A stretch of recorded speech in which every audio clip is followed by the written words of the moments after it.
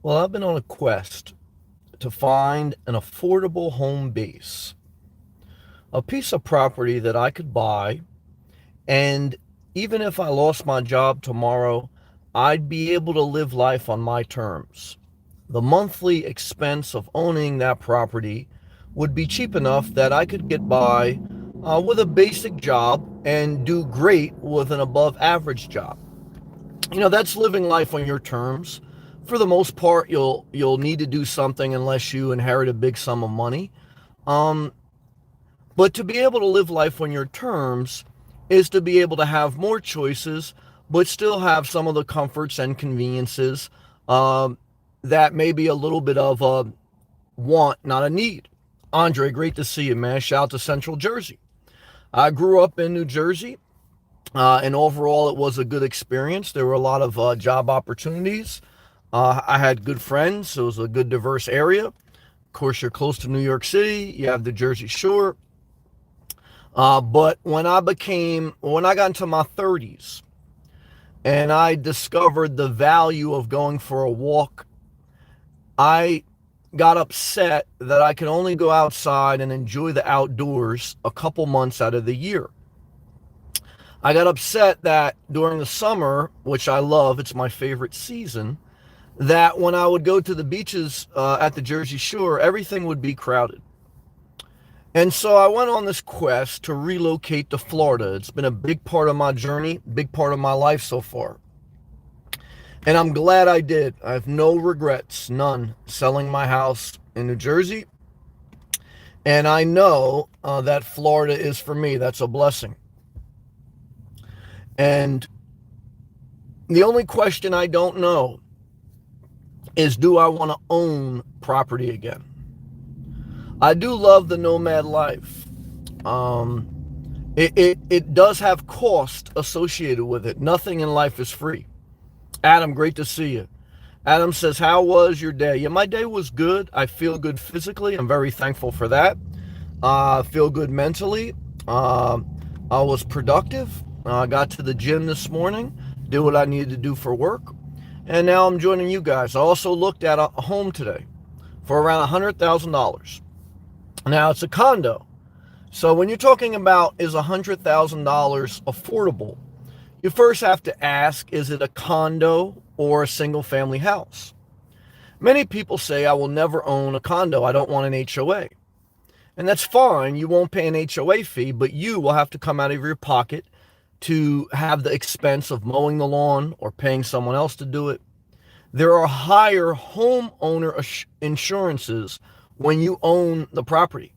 A lot of the HOA fee, some of that is the master's liability insurance because you have common areas if your condo is connected. In Florida, homeowner insurance is almost unattainable. Well, it's not unattainable, obviously, because a lot of people have homes, but it's very high. And not all insurance companies will carry homeowner insurance because you have a serious threat of hurricanes, of flooding, and that's something you need to get quoted out before you buy a home. Because if you buy $100,000 home in a flood zone, your insurances will be maybe double. I had a friend I knew in New Jersey. He bought a shore house. That's what they call in New Jersey when you buy a property by the beach. They call it a shore house, and he bought a shore house. But what he didn't realize was it was in a flood zone, and when he got towards closing, the homeowner insurance was very high. Especially if you're going to get a mortgage on a property, which most people do. When I had a property, that's what I had. You cannot get the mortgage without having insurance because the bank wants to protect the asset that they own technically until you pay off the mortgage. So even if you pay off your mortgage, you're always going to have homeowners insurance. If it's a single family house, definitely. If it's a condo, you may be able to get a mortgage without homeowners insurance because a lot of times the HOA fee covers master homeowner insurance. You would just be responsible for the interior of your unit. So that's something you have to consider. But, we're going to talk a little bit more about, is it affordable? And we're going to do the math. If you got a mortgage on 100,000, I just talked a little bit about insurances. And you also obviously have to consider property taxes and utilities. Now, I was looking at a condo today. I think I've pretty much ruled out the desire to have a single family house because I do not want to mow property. I do not want to pay someone to do it. I do not want to worry about a roof, a siding. I don't want property. That's just who I am. I know a lot of people disagree with that, and I understand it. There's downsides of an HOA, but I rather just all one fee. I'd rather have some amenities, a clubhouse, maybe a workout place, a pool, and something that when I'm ready to leave, I just close the door. So, but that's what makes the world go around. Some people say, oh, I hate that. I want a single family house. Well, that's what makes a market. You can buy the single family house. I can buy the condo. But I tell you, I struggle buying anything because living this nomadic life where I'm not responsible for anything other than myself and my car, it's very freeing.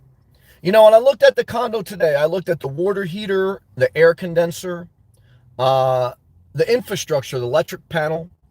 When you're buying a house or a condo, you want to look at the HVAC system, the electrical system, the water heater, the age and the condition, because those are your major infrastructure components. Is a $100,000 house affordable? Well, if the electric, the HVAC, and the water heater, if all these components are old, you got to really think about that because those are big expenses. You got to take out permits. You got to get them approved, etc. So everything in this unit was brand new, which I like. Move-in ready. I don't want to do shit. But they'll eventually get old, and they'll all need to be replaced. The water heater usually goes every 10 years. AC condenser, maybe around the same, maybe less in Florida. So think about accessibility. Do you have an air condenser on a second-story roof? Is your air condenser and furnace in an attic? How accessible is it to change major components in your house? You say, what does this have to do with affordability? Everything. Because the way you figure out if you can afford something is if you buy it today and the major components break, would you be able to get them replaced and not break your bank? There's a saying that if you buy a house before you're ready, it's a burden. If you buy a house in the proper order of financial freedom, then it's a blessing. Now, when I bought my house, I was very young, and I was always like trying to get ahead. Eventually, at the end, I was kind of getting there, but I just didn't want to live in New Jersey. Never buy a house, never, where you don't want to live. Why plant roots in a garden that doesn't inspire you? Guys, I want to be in the tropical palm tree, lush landscape garden of South Florida. Okay. I want to have enough flexibility that when a hurricane comes, I don't have to go to my single family house and put the hurricane shutters up and tarp the roof or whatever. I even thought about the RV lot. The main reason why I don't like the RV lot anymore, I don't want to tow a travel trailer all the way up the East Coast. I don't want to buy a RV lot and a motorhome. That's like, might as well buy a single family house. I'm going to spend all that money. And then I'm saying to myself, well, why am I even looking at RV lot? And I really came to that conclusion today. It's like, because I buy the RV lot, it's going to cost just as much as a condo. Then I still got to get the RV. Then when a hurricane comes, I still got to move it. I got all these components. Now, if you're an RVer and you already got an RV, it makes sense. I'm not. I live in my car. I think RVs many times cost just as much as house. They're a depreciating asset, even though I know the coronavirus, they went up a little bit. But they're a pain in the ass. It's easier and better to travel in a car or van than an RV. That's truth. And so I said to myself, when I travel, in one sense, I'd probably rather just be traveling in my car. Now, the one thing I will say that the RV lot has over the condo is the RV lot, you're not connected to anyone, even if you're in a community. You have your electric hookups. There's no if something's wrong, you can easily disconnect the main inputs, and you can, you got a travel trailer there, you could replace it, you could work on it. You're not connected to this big building. And that's the one thing I still do like about the RV lot. But technically, those that are sold in these communities, they're still considered a condo. But we're going to go some live comments. But the bottom line is, the average house right now in America is $300,000. So the average person could afford a $100,000 house, even with an HOA fee, even with home insurance. But to find a $100,000 house in a nice area is very hard. Maybe a condo, but not going to be overlooking the ocean. And I said that to myself today. I said, Sam, do you have to have an ocean view? If you have to have an ocean view, there's no way you're getting something for $100,000. Impossible. You say, I know someone in Gulfport, Mississippi. Well, guys, I'm not in Gulfport. Okay, whatever that is. And so my main thing I want is to live financially free in Florida. For me to spend $500,000 on oceanfront property, for me, would just be a burden. Now if I got a $5 million, check, then I would say, maybe. But even that, because, that's a big thing. I don't know. But I'm thinking about that tonight. That I think the average person, if they made over $20, $25 an hour, they could afford a $100,000 house or a condo, doesn't matter. If you make over $25 an hour, 25 or over, you could afford a $100,000 house. Now, it'll depend how much debt you have. That's the big thing. It'll depend your circumstance. It'll depend how many children. It'll depend if they still live with you. Because a $100,000 house or a $100,000 condo, it's going to be a one bedroom or a studio. See, that's the thing. This is the one I looked at today was a one bedroom. And even that, 600 square feet.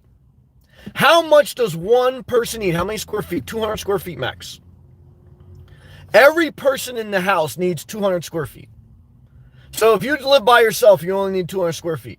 If you live with 2 people, you need 4. If you live with 3 people, you need 6. If you live with 4 people in your house, you need 800 square feet. Most people, even a married couple with 2 kids, could live in 1,000 square foot or less.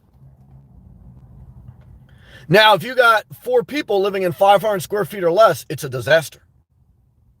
You got to have the right amount of space, not too much, not too little. Just like that fairy tale about little partridge girl or whatever. So the $100,000 house or the $100,000 condo, again, we're talking about, under 1,000 square feet. And I like that. I had a condo in New Jersey, about 1,000 square feet. I wish this was a little bit smaller. This was 600 square feet. I would be fine with a 300 square foot condo or under. I have a very tough time committing to anything. But I do want to tell you that if you're single with no kids and no pets, and you make at least $25 an hour, you can afford a $100,000 house. All right, let's take a hydration break. Let's go all live comments. And then I'm going to talk some more about a $100,000 house.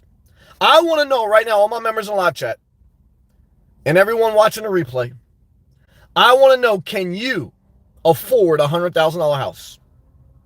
Would you buy a $100,000 house or condo? Do you ever want to own property again? I want to know how you view one of the biggest purchases of your life, your house. If you even want to purchase. All right, take hydration break. Can you see me right now in a condo going live in my robe? I'm in a robe, okay? I keep my voice down. I got neighbors. That's the difference, between a condo. I could raise my voice a little bit. I'm running my bubble bath. Okay. I don't take baths. I take a shower. Okay. And I got 500 square feet. I only need 100 square feet. I don't know. We'll see.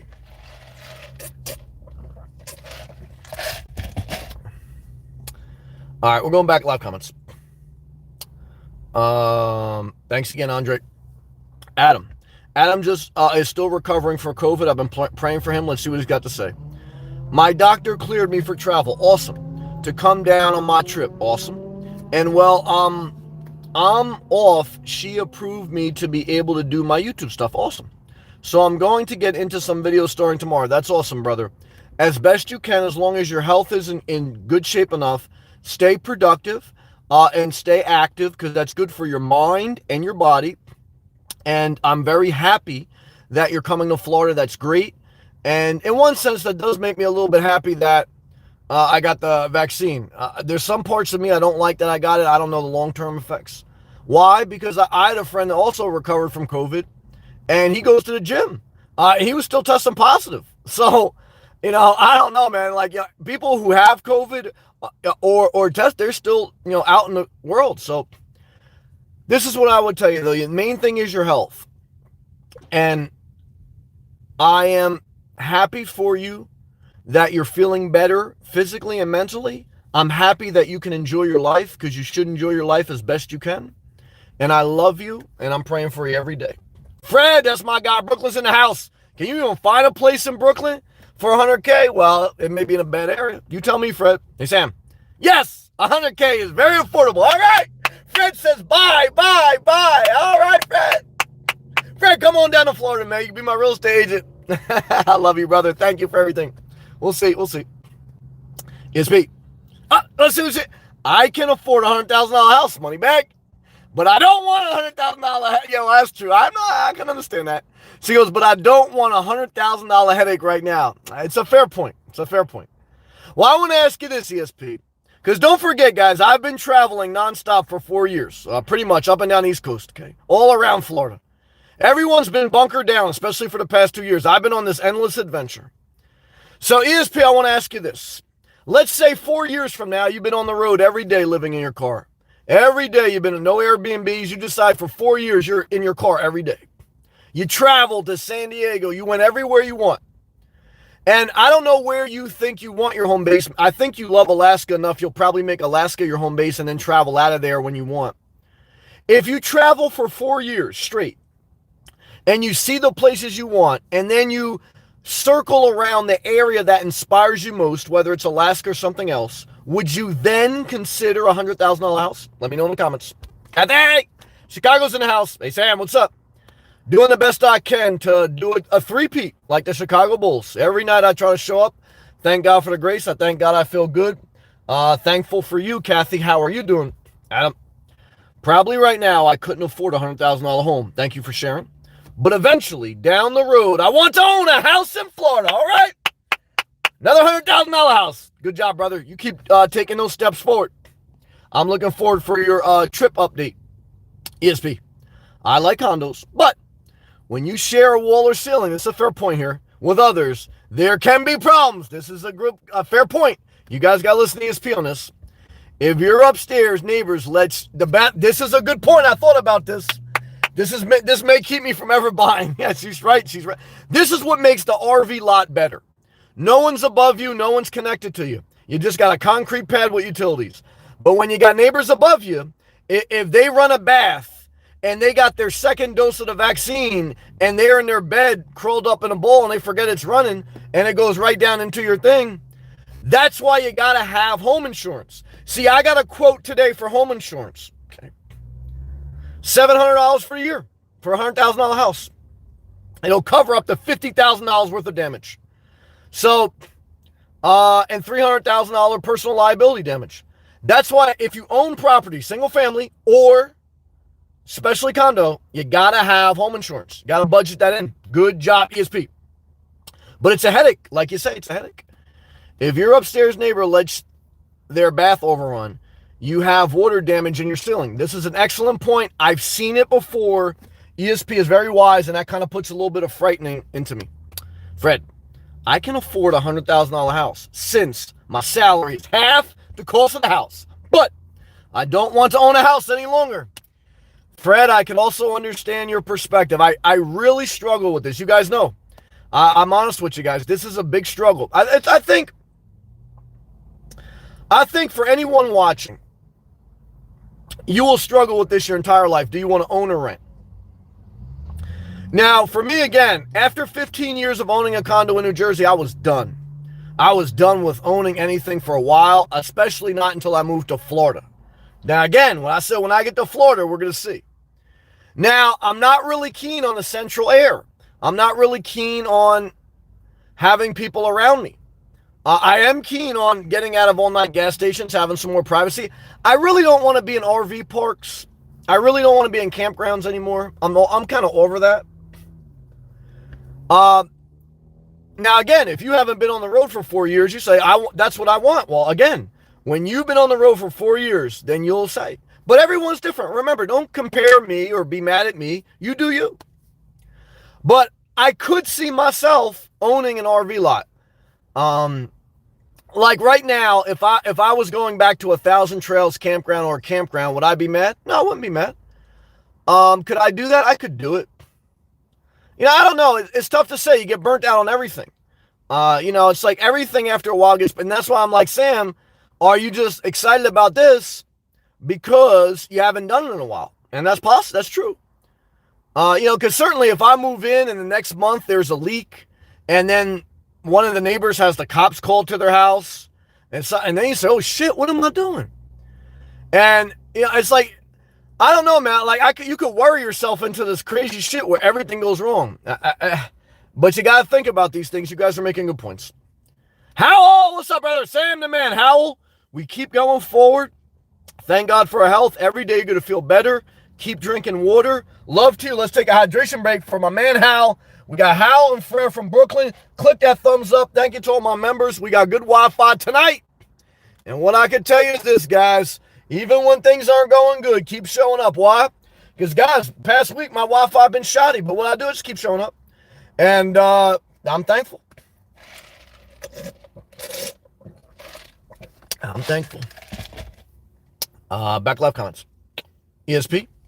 Yeah, after 4 or 5 years, I might feel ready then to put down roots. But I'm always going to keep a camper van. I can understand that. It's part of my lifestyle now. Now, I can understand that. I mean, if I did buy a condo, I'm still traveling at the end of August out of Florida up north for a couple weeks or a couple months. But I said to myself, is it easier to have a small little condo and travel out of my car like I do now, or hitch up a travel trailer and drag it up the coast? For me, this is just me, it's easier to do it in my car. So it's like, and now I got my car paid off. So it's like, if I get an RV lot, I got the RV cost.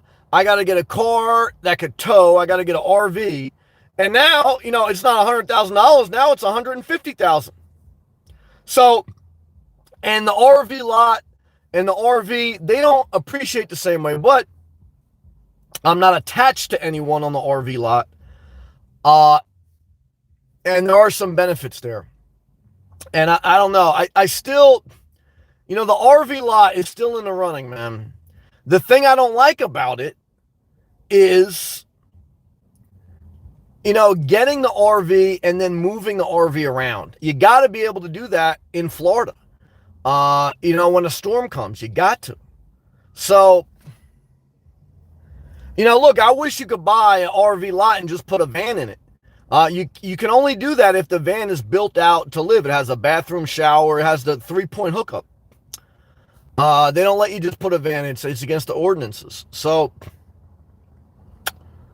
then you're talking about, $80K, $80 to $100K for, now you could buy a used one. You say, well, why don't you buy a used, I saw a used road trek for about $30,000. Yeah, so buy an RV lot for $100K, buy a road trek, a used one with 100,000 miles for $30K. It's going to have problems eventually. Then I might as well buy a travel trailer, brand new one for $15K. It's got no motor. Buy a new tow vehicle and be done. But then $15K plus the $25K for the new vehicle, right there, you're at $40K. So, it's a tough call, man.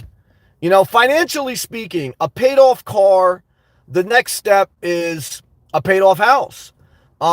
In one sense, I go a little bit backwards off the conventional wisdom. If I don't buy a house or a condo, I buy this non-conforming property for an RV. I buy the RV. I buy a new vehicle. I've tied up a lot of money in things that are not appreciating in a normal, average way. However, I still have to live my life and have a quality life. And I don't want to just settle just to conform, and then I'm not inspired with where I live. See, I don't know, man. I mean, because how many times am I going to do this again? I'm not. I mean, so to me, either I'm never going to buy property again, or I'm going to buy this and I want to be done. Now, again, I'm 40 years old, so anything can happen, but these are my thoughts tonight. All right, I think we're all caught up on the live comments. You guys let me know. 100K.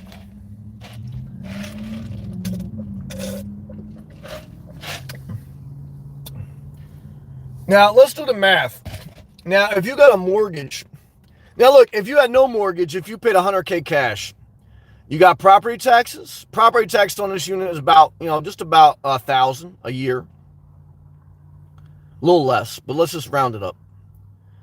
You got your HOA fee, $300. Now, the HOA fee includes water and sewer. So you just got to pay electric. So, 300, whatever, plus 80, you're at 380. And you got your supplemental home insurance for your stuff inside. So that's about another, whatever, let's just say 450. So if you bought it cash, your approximate monthly expense would be about $400 to $450 a month. If you got a mortgage, obviously it depends on how much you put down. To get no PMI, no private mortgage insurance, you need 20% down, so that's 20 grand. So then, let's say you mortgaged 80 grand at today's interest rates. I don't know what they're at now, 3.5 maybe, something like that.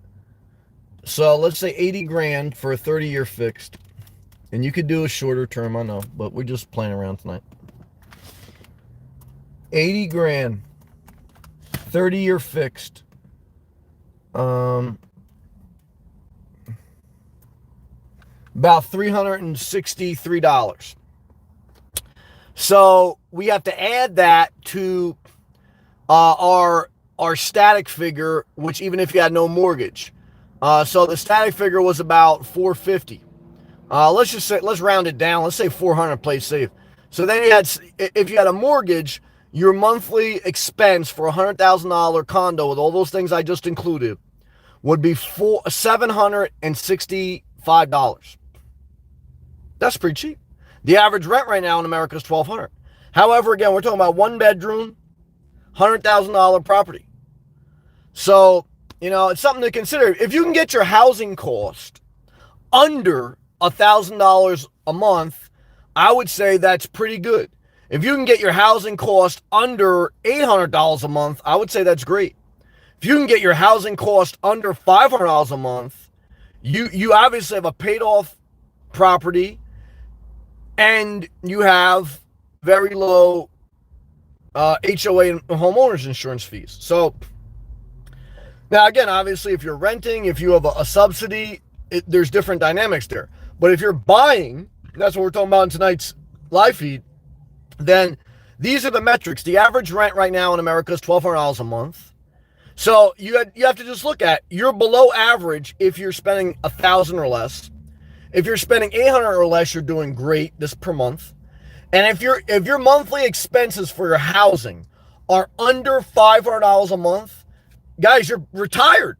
Okay, I mean, you got you can't get really lower than $300 a month. I mean, you basically, guys, there's no way. I mean, even me, I spend, my budget right now is like $2,000, $2,500 a month with all my gas, all my moving. I would probably be saving money on my monthly expenses. Because if I buy a condo by the beach, by the gym, by the store, where I'm not spending that much in gas, I'm cooking more at home, I would say my monthly budget would now be anywhere between $1,000 to $1,500. I would cut my monthly budget in half by $1,000. So, like I tell you, Here's the definition of a monthly budget if you're living simple.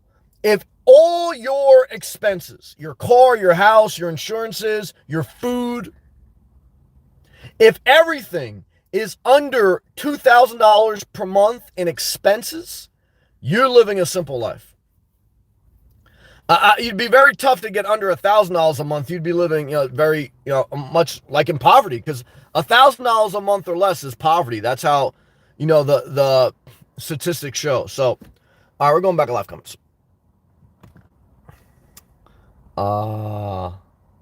Hey D. All right, go back. Hey D. Fred, Sam, have you considered buying the condo? And if you decide it's not for you, you can rent it out on Airbnb at passive income? Good question. I would not do that because I don't have the personality where I would be comfortable with it. And I could see that being more problems. I would, to your point, Fred, if I bought an RV lot, and I didn't like it, I would rent that out. Why is that different? Because an RV lot is just a pad. Yes, something can go wrong, but pretty much that's the attraction to me. There's no maintenance. You pull your RV there, you hook it up, you leave. So, even if they had a leak, it wouldn't be a huge deal. But a condo, they could have a candle go on fire. They could have a leak. They could have whatever. It's like, so you can't burn down a concrete pad. You'd have to take a sledgehammer and just like drill into the RV lot. So an RV lot I would rent out. A condo I would not. Not that there's something wrong with that for certain people, but I don't have the personality where I could handle that worry. It would just eat away at my quality of life. I'd rather never own property again and just rent myself than to buy property and rent out. Because that's just not because there's a right or wrong, but because of my personality. And I know even now I'm struggling to even consider buying this. But I view it as somewhat affordable. I view it as affordable. I view it as simple in the fact that I don't have to do anything other than buy that. I'll throw a mattress in there. I ain't gonna really do any furniture. And I got everything I need. I got a safe place if I'm ever sick or hurt. I get off the road a little bit. I'm living by the beach. If my mom ever needed to live with me, she could. If there's a hurricane, I don't have to do anything really. And that's a big thing for Florida. I don't have to tow a travel trailer. I don't have to put up hurricane shutters. It's like, I'm in a brick building, and I'm not exposed to certain things. So of course the building can get damaged in a community. But again, that would be part of the HOA, insurance. So that's my thoughts on that. Good question. D, hey D, a condo is easy living, but it comes with neighbors. This is a great point. Hopefully it's a small complex. D, you're speaking the truth. Good comment. That is a negative. Now, when I owned a property, I owned a condo, I had great neighbors, but it is still a consideration. Now, this is a big complex. Now, each unit is not that big, but because they have different units. But I don't know, man. I would pretty much do it a little bit different where I would kind of treat my condo like I treat self-camping. Knowing what I know now versus growing up, how I would treat my condo is I would use it for sleeping and relaxing. Now, it's hard not to socialize because if I'm at the community pool or if I'm at the gym and I'm walking around and like a MILF sees me, it's like, oh, what you doing here? Like I say, I'm going to be stealth, but eventually people know who you are. But the only thing I have a little bit also in my favor is a lot of these communities in Florida, a lot of the residents are seasonal. And so it's a very transient state where people don't raise their family in these communities. They come to retire or it's a vacation home. See, like in New Jersey, where I grew up, or other places, you buy property, whether single family or condo, people are raising their family there. Down in Florida, a lot of these communities, they're done raising their family. They're just coming to retire or vacation. And so I have a little bit of grace there, but your point is noted that I don't know how I'll do with that dynamic about having neighbors. That's true. Hal. Sam, I got a studio for $800 a month in a co-op. Congratulations to you. Congratulations to you. Howell, you've been working hard to move forward in life. I am happy for you. Hal, you're a fighter. Now you're going to do great. You got your own place. You got your independence. You're going to, I believe as things open up, you're going to get a great job back maybe in your industry that you were in. And keep focusing on self-care one day at a time. And I'm very happy for you, brother. Very happy for you.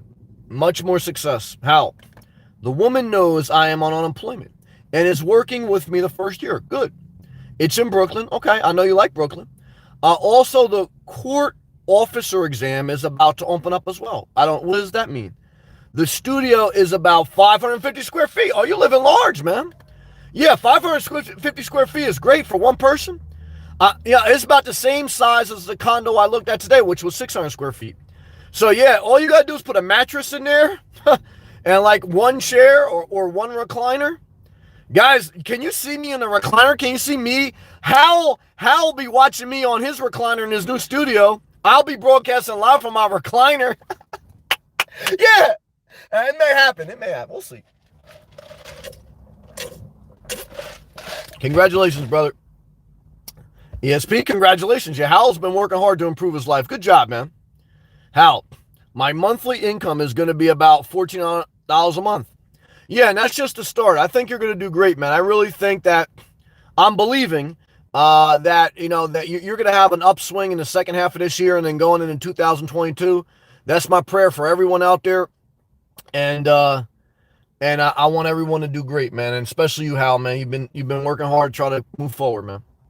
Hal, no recliner, just the incliner. Well, I'll tell you this, guys. Yeah, if I get a home base, I'll probably have a recliner. I'm not going to have an incliner. Now, the condo does have a workout facility. It's got an incliner in the facility. It's got weights. So my man, Big Plan Dan, very smart guy, Big Plan Dan, he said, Sam, if you get a home base, you could have extra time. What would you do? Because that's true. Less time on the road, less time putzing around to get away from stuff. So I would do 2-a-days. Instead of working out once a day, I'd do 2-a-days. I'll probably be figuring out another thing I want to do in my life, because right now, a lot of things are centered around staying compliant and moving around. And while I'm moving around, I'm making videos. And so I'd reinvent myself a little bit. I'd be more strategic. And when I go drive somewhere for a video, it's a little bit more strategic. I'm not wasting energy on the road. So I got to pour a little bit more into working out. And then kind of like reinventing myself, figuring out, something new that I'll evolve to. So, we'll see. I mean, there's pros and cons. How? A court officer is in the courts. A position. Oh, okay. A position in the courts. Okay. Oh, okay. Like a security officer in the court system. Okay. Yeah, I've seen those before. Judge Judy had one of those security officers. Yeah. Look, guys, I always tell you, a security officer is a great job, and it's probably even better if you're in the court system, because you probably get paid more. But like I say, guys, I know a lot of people work their way up as an entry security officer. What I always tell you is, if you want to be in IT, be a security officer in an IT building. If you want to be in healthcare, be a security officer at the hospital. Get your foot in the door. And even if you don't want to go any further, hey guys, I think a security officer, a great gig. Okay. So that's awesome, man. Yeah, hopefully you get that certification and it's another option for you, man. That'd be awesome. Awesome. A bailiff. Okay, yeah. Yeah, that's what I was thinking, ESP, like a bailiff, right? Yeah, I think they make good money. Let's Google, what does the average bailiff make? How much? Oh, excuse me, I gotta sneeze.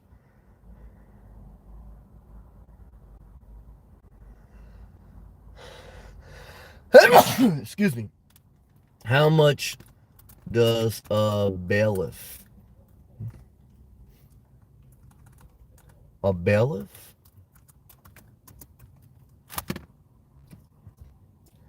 A bailiff makes, they say here, between $12 to $27 per hour.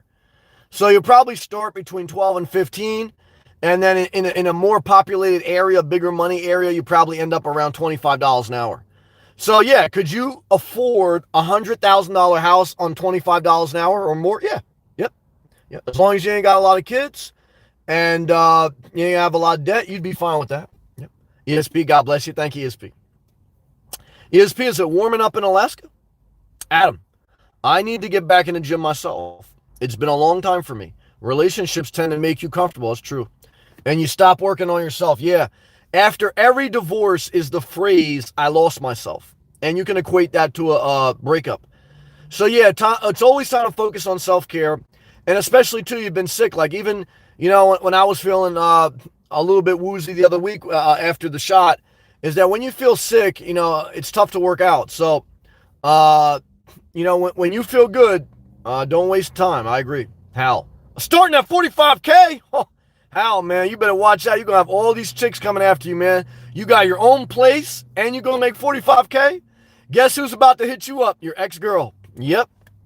She's going to want to come over and see your new sectional couch. So, all I can tell you, brother, is keep taking care of you. And that's awesome, man. That's awesome. Hal, you going to be watching my live feeds from the court? Yeah. You'll be broadcasting me live with earbuds in? That'd be fun. That's awesome, man. Yeah, I guess the court systems are opening back up, right? I mean, well, they probably should be, hopefully. We'll see how life plays out by the middle of the summer or fall. Hal, Sam, I thank you for all your good blessings. Well, I thank you for being a fighter and not giving up. I thank you for your positive attitude. Like I tell you, you're a champ. You have it all in you. And like I tell you, we all get knocked down in life and we all need the grace of God. Okay. And so, we take all that and we move forward as best we can. ESP? Yes, it is. All of the snow is melting. Praise the Lord. And the dog poop. Ooh, I remember that. And the moose poop is unfreezing too. Welcome to Alaska. This time of year is called breakup here. Ooh. Well, what I can tell you is this, guys. I loved having my dog, and I was guilty of letting my dog take a crap on the grass and giving it a pump fake sometimes and not picking up the poop. I agree. But as now I've transitioned to another phase of my life, even though I love pets, I love feeding my squirrels, I probably would never get another pet. And I probably prefer to live in a community where no pets are allowed. But I also respect those who love their pets and would never live in a community where pets are not allowed. I used to be like that. I said, well, if there's no pets allowed, I'm not living there. So, but I think now as I'm older, I could see myself, guys, in a 55 and older community with no pets, no kids. Yeah, that's what I'm talking about. Just old people. Yeah, that's me, guys.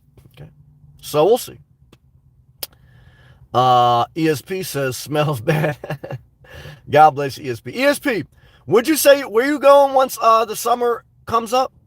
You were going somewhere, right? In Alaska, though, right? You're going to some forest or campground? Yeah, I don't know. Like, I looked at the weather pattern. The season's starting to change. Once we get to May, the northern states will get warm enough to enjoy. They won't be beach weather. It's not beach weather until July.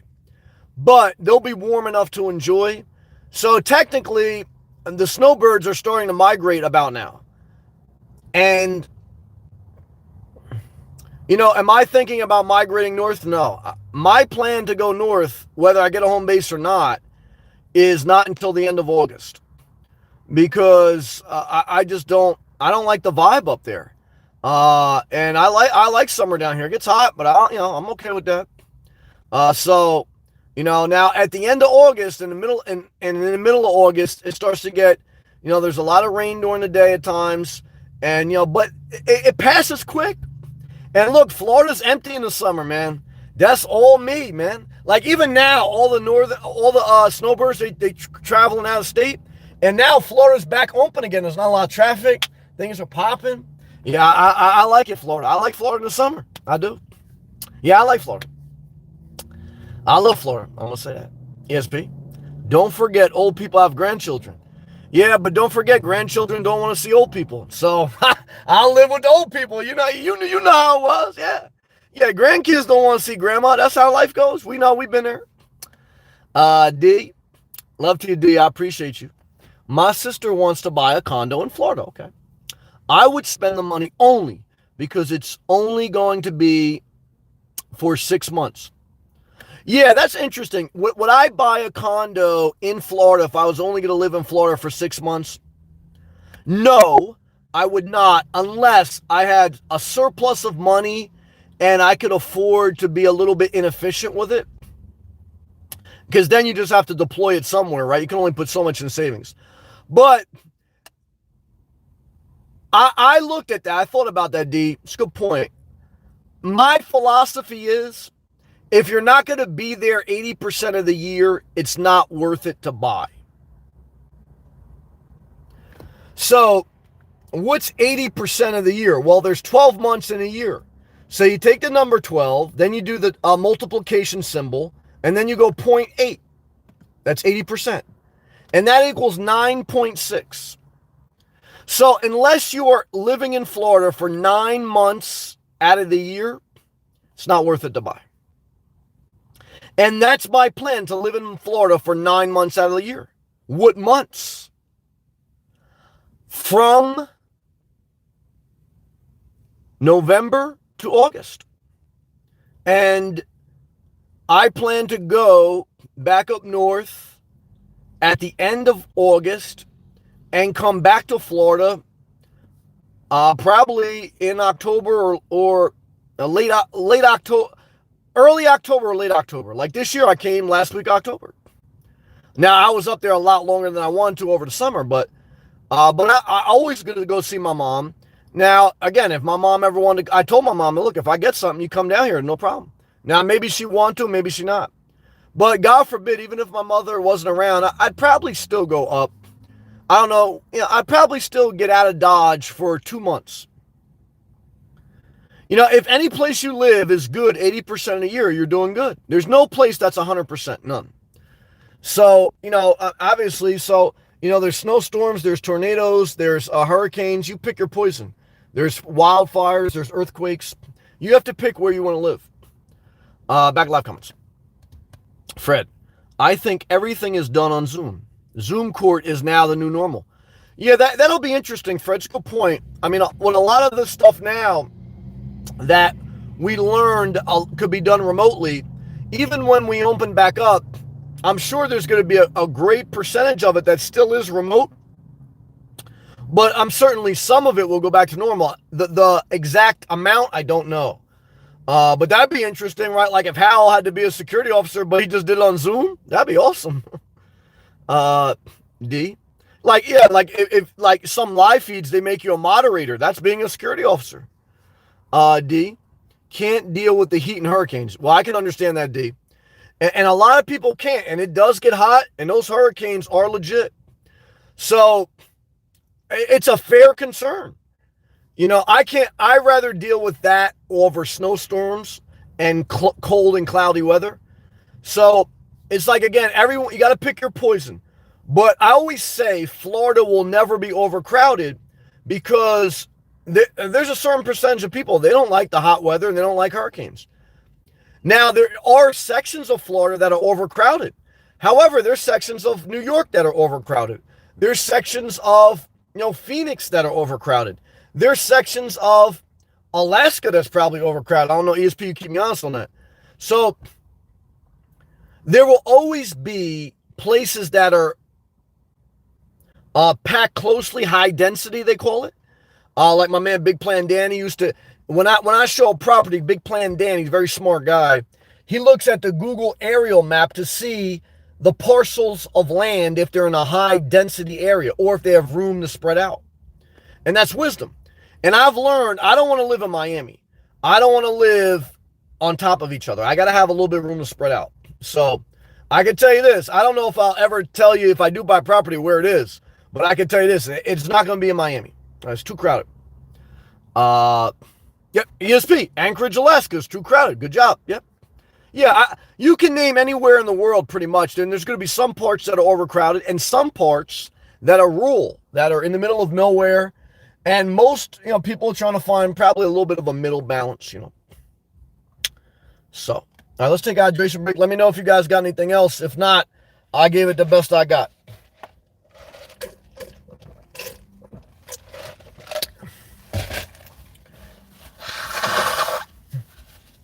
Is this the last night I shower at a gym? Will I be showering in a 600 square foot condo?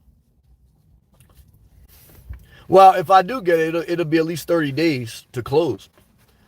But you guys know me. I'm a non-committal guy, so who knows if I'll ever commit. ESP says, but we have a lot of space in the state. Oh, yeah, Alaska got a lot of space. Definitely true. Adam, yeah, my doctor likes Zoom. I refuse to do visits like that. I'm in person type person. Oh, okay, yeah, my mom, during the coronavirus, when she had to do doctor appointments, a lot of them were by, I don't know, it wasn't Zoom, it was some other application on the phone. But there were certain ones that they made her show up in person because they have to do certain tests. But they did quite a few remotely. So I'm sure that will be part of the future for some non-critical things you can do via video conference, and the critical things like blood work and things like that, you have to go in person. Yeah. Yeah, everyone's different. Some people like technology. Some people are in-person type people. Again, everyone's different, and everyone has their own style. I can understand it. I can dig it.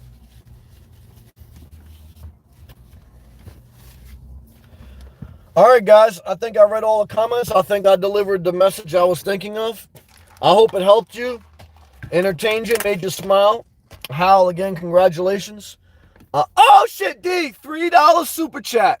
Fist bump super sticker. Well, D, you've been a blessing to me.